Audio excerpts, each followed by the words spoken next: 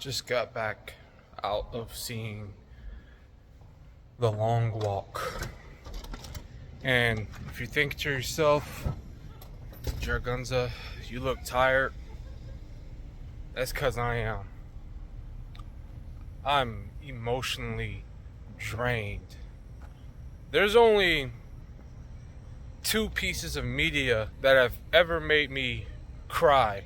I'm not talking about like just lump throat and I'm sad. I mean like cry. That's The Green Mile, when John Coffey died at the end, and the final episode of Stranger Things season 4. This is one of them. And not only did I cry once, I cried I think about 3 times in this movie. Now, as you may know, this is based on a Stephen King book. It's about, there's a great war that happened, a big war is what they call it, that happened in America. And basically, the country has been fucked ever since this war has happened. And they've faced a great financial, depression, basically. And they have the means, so they say. The government, they say they have the means to get back to normal where they need to be, but there's only one problem. There's an epidemic of lazy motherfuckers in this country.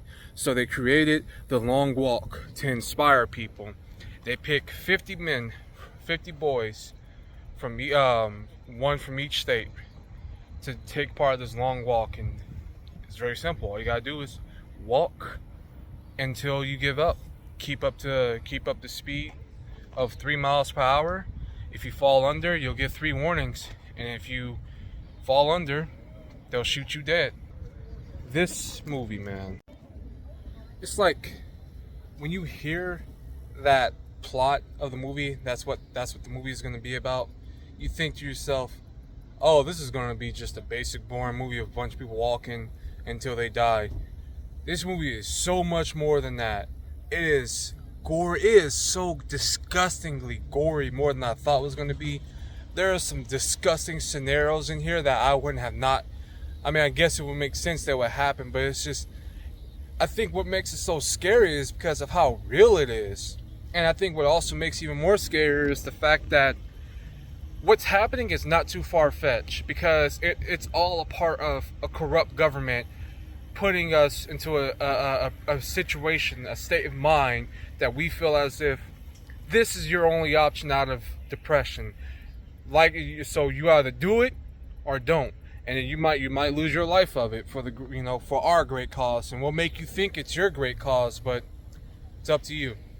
I don't know. It's just, I think that's the scary part about this movie is that what's happening, it's not too far-fetched. It's not impossible. It's kind of realistic in a way. But man, even with that, on an emotional level, man, holy shit. I don't think I've ever watched a movie in theaters in my lifetime where I had tears going down my eye. I've watched Logan, I had a lump throat. Well, I saw Endgame, I had like a lump throat. You got that little knot in your throat. But actual tears coming down my eyes. And what was crazy is that I didn't start crying until about maybe a little bit after an hour of the movie, when we start getting to certain people's deaths. And then the thing this movie does good is that it teaches you the value of friendship. Although you're not here for a long time, the greatest strength that we can have as human beings is each other and friendship. And they make us grow with these friendships. We become friends with these people. And then when certain deaths start to happen, it's so gut punching. Like when one of the main characters who we emotionally grow attached to, when he died, when one of them was the first ones to die, and what they did in that particular moment that made that death more significant. It wasn't even just a normal death, so it had to like prolong longer than it should have. It was gut punching.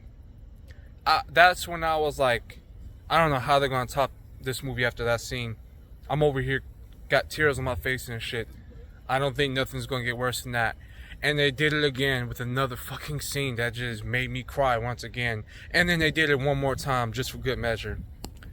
And then you think you know how this movie's gonna go with certain people, like, oh, dude's an asshole, gotta watch out for him. Oh, dude's got some psychopathic, tendencies, gotta watch out for him. You realize that at the end of the day, all these boys are just people at the end of the day who all have the same idea in head, that they want freedom too, that they want to see what the other side is like. They all have gone through things and they all have struggles, and they're just as desperate as anybody else.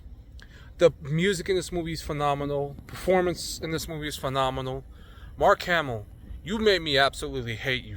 Like Luke Skywalker, you were born to play a villain, and it shows. I hate you so much in this movie. Man, this was like probably one of the top movies. It's not even probably. It was one of the top movies of the year for me. Top 10, top 5. I'm gonna make a movie year out, whatever, top 10 list later in the year. But holy shit, 1 out of 5. I'm giving this a 5 out of 5. What a fucking movie! It's not even just a scary movie. It's not even just a horror film. It's an emotionally draining film that can teach you a life lesson if you actually look at the story and listen to what they're talking about. If you listen to what the characters are saying and the things that they're going through mentally, it actually teaches you a very deep and emotional lesson. So definitely recommend watching. It's not for the kids. I'm gonna tell you that right now. It's not for kids. Don't bring your kids. Yeah, peace. I'm done. I'm done. I'm about to go home and fall asleep. I'm so goddamn tired from all the crying I was doing.